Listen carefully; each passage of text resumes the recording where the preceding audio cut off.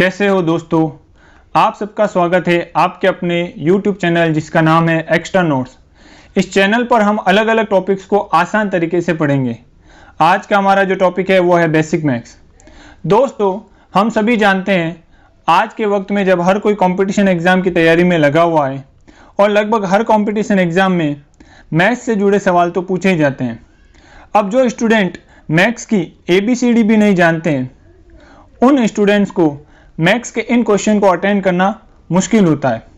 इसलिए हम मैथ्स को बिल्कुल ही जीरो लेवल से स्टार्ट करेंगे। अब आप चाहे 9th के स्टूडेंट हो, 10th के स्टूडेंट हो या किसी भी कंपटीशन एग्ज़ाम की तैयारी कर रहे हो, आपको मैथ्स की बेसिक चीज़ों का पता होना चाहिए। अगर आपको मैथ्स की बेसिक्स का पता नहीं है और आप मैथ्स में कमज़ोर विद्यार्थी हैं तो ये वीडियो आप ही के लिए है। तो चलिए शुरू करते हैं जीरो से हीरो का सफ़र का पार्ट 1।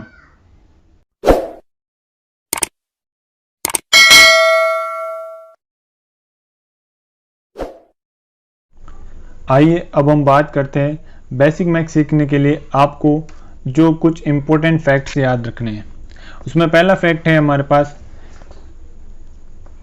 धनात्मक संख्याएं यानी पॉजिटिव नंबर जो होंगे वो आपस में जुड़ते हैं और चिन्ह यानी साइन भी प्लस का लगता है। जैसे 2 + 3 मिलके 5 हो जाएंगे, 11 + 19 मिलके 30 हो जाएंगे, 13 + 15 मिलके 28 हो जाएंगे और इनके सामने साइन भी किसका लगेगा? प्लस का लगेगा। एक बात जो आपको नोट कर लेनी है कि अगर गणित में कभी भी कोई संख्या लिखी जाती है, जैसे सिंपल 5 लिख दिया, 10 लिख दिया, 12 लिख दिया, कोई भी संख्या लिख दी गई और इनके आगे कोई साइन नहीं हो तो वो साइन हमारे लिए प्लस का साइन माना जाएगा। यानी अगर आपने सिंपल 7 लिखा है तो ये 7 किसका नंबर बोला जाएगा? प्लस का 7 बोला जाएगा। आगे बात करते हैं अपन दूसरा पॉइंट, ऋणात्मक संख्या यानी नेगेटिव नंबर भी क्या होते हैं? आपस में जुड़ते हैं और साइन किसका लगता है? ऋणात्मक यानी माइनस का साइन लगता है। देखिएगा जैसे -7 और -3 ये मिलके कितने हो जाएंगे? -10, -12, -13 मिलके कितने हो जाएंगे? -25। जो माइनस माइनस प्लस होता है और हम बचपन से पढ़ते आए वो दो माइनस की संख्याएं गुणा करने पर होता है, वो आगे हम सीखेंगे। अभी हम तीसरे पॉइंट की तरफ बढ़ते हैं। तीसरा पॉइंट हमारे लिए है कि धनात्मक संख्या यानी पॉजिटिव नंबर और ऋणात्मक संख्याएं आपस में घटती है और चिन्ह बड़ी संख्या का लगता है। ये इंपॉर्टेंट पॉइंट है, अक्सर स्टूडेंट इसी में गलती करते हैं, तो आप इसको खास तरह से ध्यान रखिएगा। जिसमें देखिए उदाहरण देखिए, अगर सिंपल भाषा में बात की जाए तो ये ध्यान रखना है कि अगर एक नंबर प्लस का है और एक नंबर माइनस का है तो बड़े नंबर में से छोटे नंबर को माइनस कर दीजिए और साइन हमेशा बड़े नंबर का रखिए। जैसे यहाँ बड़ा एक माइनस का 6 है और प्लस का 4 है, तो अपन क्या करेंगे? माइनस के 6 में से प्लस के 4 है तो 6 में से 4 घटाने पर हमारे लिए आंसर क्या आ जाएगा? 2। और इसके सामने साइन किसका रहेगा? 6 के सामने वाला माइनस, क्योंकि 6 हमारे लिए क्या है? बड़ी संख्या है। इसी तरह आगे उदाहरण देखिए, माइनस का 23 है और प्लस के 15 है, तो पहले 23 में से 15 घटा के 8 आंसर आ गया और इस 8 के सामने साइन किसका रहेगा? माइनस का, क्योंकि 23 हमारे लिए बड़ी संख्या है। इसी तरह आगे उदाहरण देखिए कि माइनस का 18 है और प्लस का 20 है, तो 20 में से 18 घटा के पहले 2 आंसर लिख दिया। अब ये 2 रहेगा प्लस का, क्यों?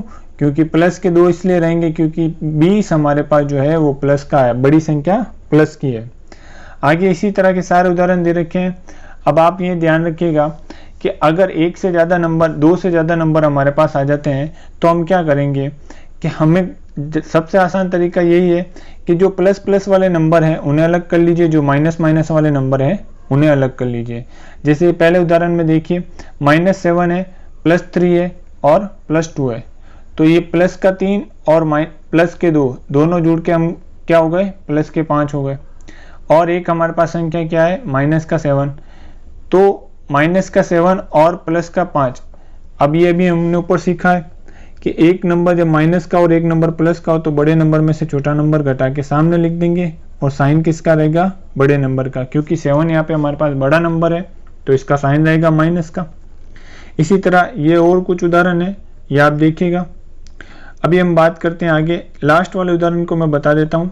जैसे यहाँ पे माइनस के 13 है और माइनस के 7 है, दोनों मिलके कितना बन जाएंगे, माइनस के 20। माइनस के 18 है और माइनस के 12 है, सॉरी प्लस के, तो ये दोनों मिलके क्या बन जाएंगे, प्लस के 30। अब हमें सिंपली क्या करना है, -20 और +30 की कैलकुलेशन कर देनी है। तो प्लस का 30 है और माइनस का 20 है, तो आपको पता है ये बड़े नंबर में से छोटा नंबर घटाएंगे और साइन किसका रहेगा, बड़े नंबर का। तो 30 में से 20 घटाया तो बचा 10 और साइन रहेगा प्लस का। अब प्लस के साइन लिखने की जरूरत नहीं होती है। आइए अब बेसिक मैथ्स का तीसरा पॉइंट हम देखते हैं, गुणा करना यानी मल्टीप्लाई करना। मल्टीप्लाई करने में आपको ध्यान रखना है कि अगर प्लस का नंबर प्लस के नंबर से मल्टीप्लाई होगा यानी गुणा होगा तो आंसर भी हमारा प्लस में आएगा। जैसे 2 गुणा 3, तो आंसर हमारे पास प्लस का 6 आएगा, क्योंकि 2 भी प्लस का है और 3 भी प्लस का है।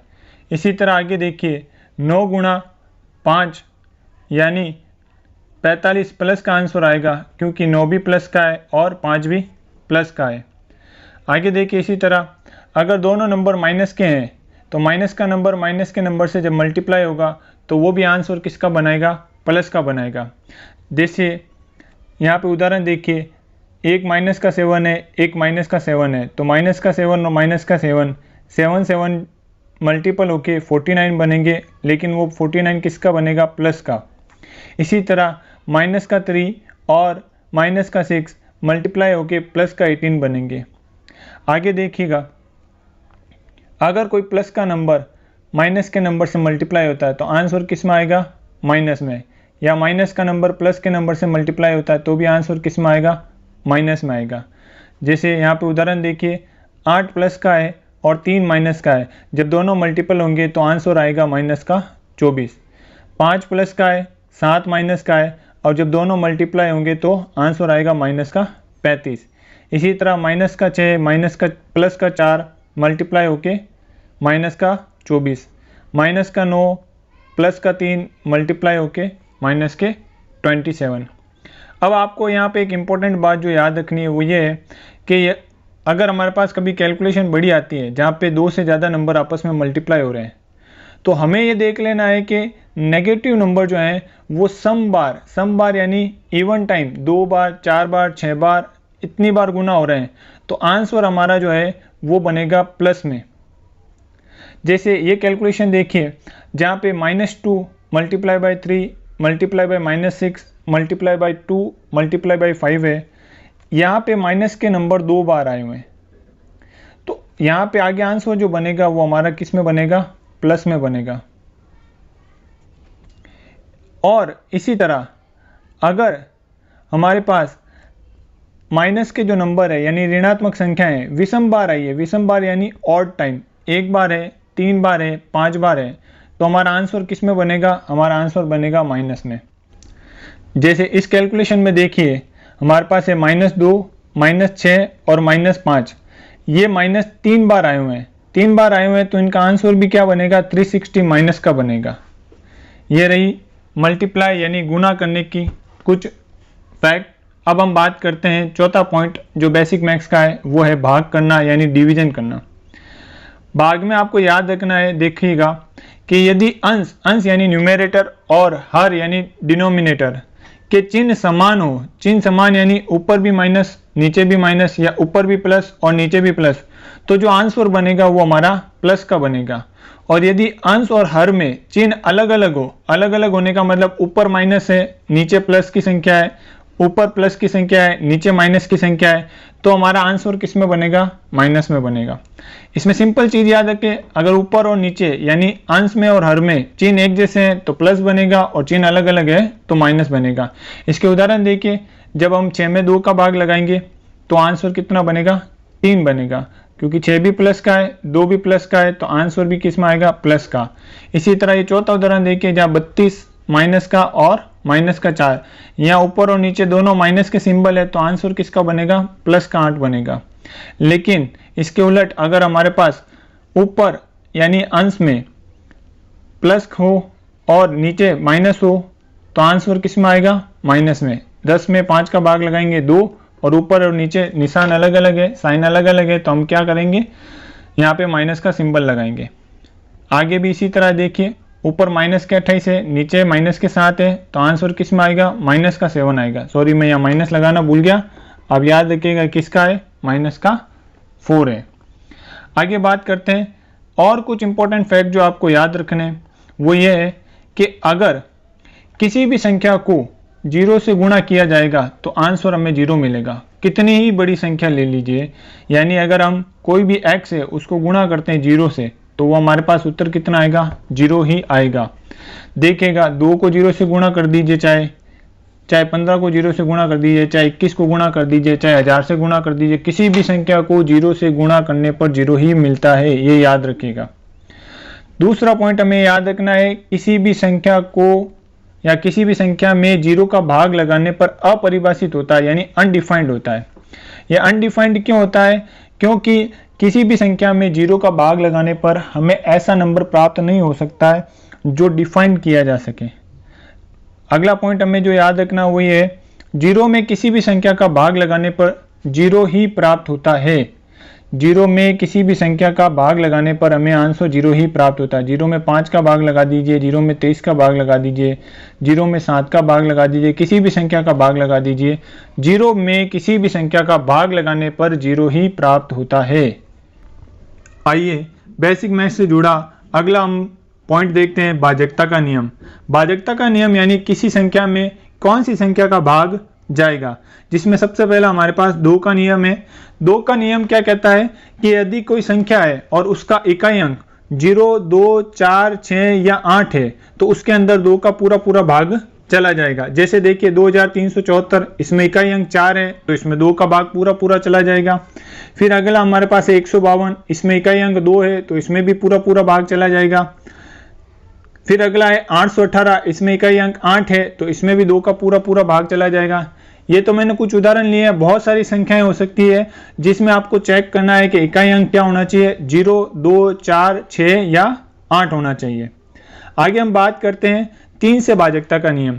3 से भाजकता का नियम जो है वो कंपटीशन एग्जाम से रिलेटेड इंपॉर्टेंट है, अक्सर इसमें से सवाल पूछ लिए जाते हैं। 3 से भाजकता का नियम हमारे लिए क्या कहता है, 3 से भाजकता का नियम कहता है यदि संख्या के अंकों का योगफल में 3 का पूरा पूरा भाग चला जाए तो वो संख्या भी 3 से कट जाएगी। जैसे अब हमारे पास एक संख्या है 564, देखना है इसमें 3 का भाग जाएगा या नहीं जाएगा, तो इन सभी अंकों को जोड़ लो, 5, 6 और 4 जोड़ने पर हमें मिला 15। 15 जो है 3 के पाड़े में आ जाता है, यानी 3 से कट हो जाता है 5 बार। तो जब ये 15 जो संख्या के अंकों का योगफल है वो 3 से कट गया तो ये पूरी संख्या भी 3 से पूरी डिवाइड हो जाएगी। इसका एक और उदाहरण देख लीजिए, जैसे हमारे पास एक संख्या है 3216। अब चेक करना है ये 3 से कट होगी या नहीं होगी, तो इन सभी को जोड़ लेंगे, 3 और 2 5, 5 और 1 6, 6 और 6 12। तो 12 में 3 का भाग चला जाता है, 4 बार जाता है, तो ये पूरी संख्या भी 3 से डिवाइड हो जाएगी। अगला हमारा नियम है 4 से भाजकता का नियम। 4 से भाजकता का नियम क्या कहता है कि संख्या के अंतिम 2 अंकों से बनी संख्या में 4 का पूरा पूरा भाग चला जाए। यानी अगर हमें कोई भी संख्या दे रखी है, उस संख्या के अंतिम 2 अंक, यानी यहाँ पे देखिए 728 में अंतिम 2 अंक क्या है 28, उसमें पूरा पूरा भाग अगर 4 का चला जाता है तो इस पूरे 728 में भी भाग चला जाएगा।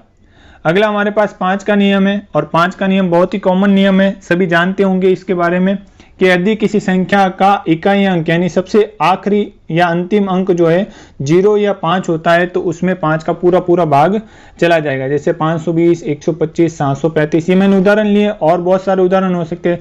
जैसे मैं ऐसे लिखूं 1005, तो इसमें भी भाग चला जाएगा क्योंकि अंतिम अंक हमारे लिए इकाई अंक क्या है 5 है।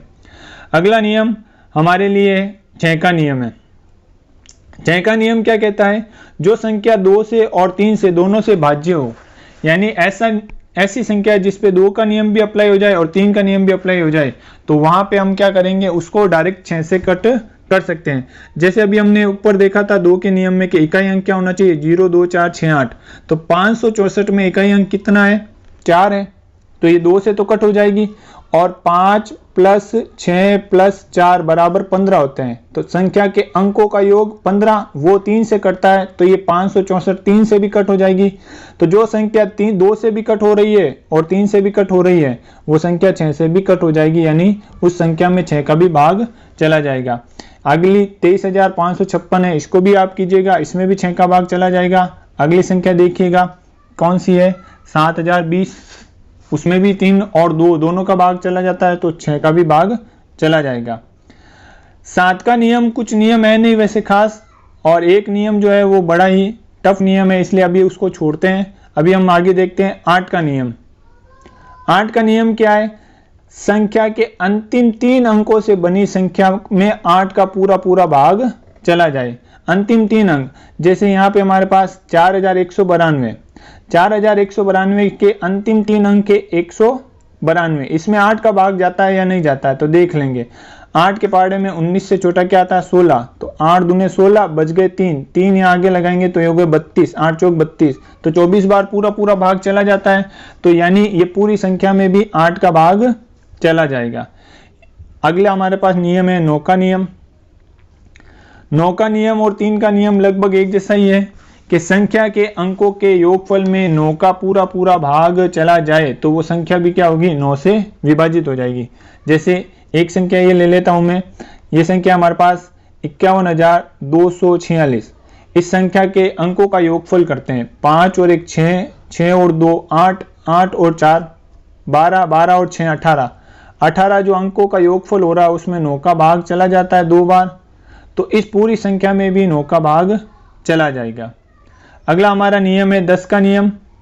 10 का नियम आप सभी को पता होगा कि अगर संख्या के इकाई अंक 0 है तो उसमें 10 का भाग चला जाता है। अगला बहुत ही इंपॉर्टेंट नियम है कंपटीशन एग्जाम के लिहाज से, जो है 11 का नियम। 11 का नियम हमें क्या कहता है, संख्या के सम स्थानों के अंकों तथा विषम स्थानों के अंकों के योगफल का अंतर या तो 0 हो या 11 से विभाजित हो, तो वो संख्या 11 से विभाजित हो जाएगी। अक्सर कंपटीशन एग्जाम में ये सवाल पूछा जाता है। जैसे एक संख्या हमारे पास कौन सी है, ये हमारे पास है 1,59,797, इसमें सम स्थान पर कौन कौन है, 5 है, 7 है और 7 है, इनकी टोटल ले लो। और विषम स्थान पर कौन कौन है, 1 है, 9 है और 9 है, इनकी टोटल ले लो। सम स्थान के अंकों की टोटल में से विषम स्थान के अंकों की टोटल माइनस कर दो। अगर वो हमारे 0 बन जाता है या ऐसा कोई नंबर आ जाता है जो 11 से विभाजित होगी, तो ये पूरा नंबर 11 से विभाजित हो जाएगा। अब आगे जो है 12 का नियम भी आता है। 12 का नियम आप 12 का नियम है, 15 का नियम है, 18 का नियम है, वो खुद ही बना सकते हो। जैसे 12 का नियम क्या कहेगा कि अगर किसी संख्या में 2 का और 6 का भाग चला जाए, या यूं कहिए 4 का और 3 का भाग चला जाए, तो वो संख्या डायरेक्ट 12 से भी कट हो सकती है।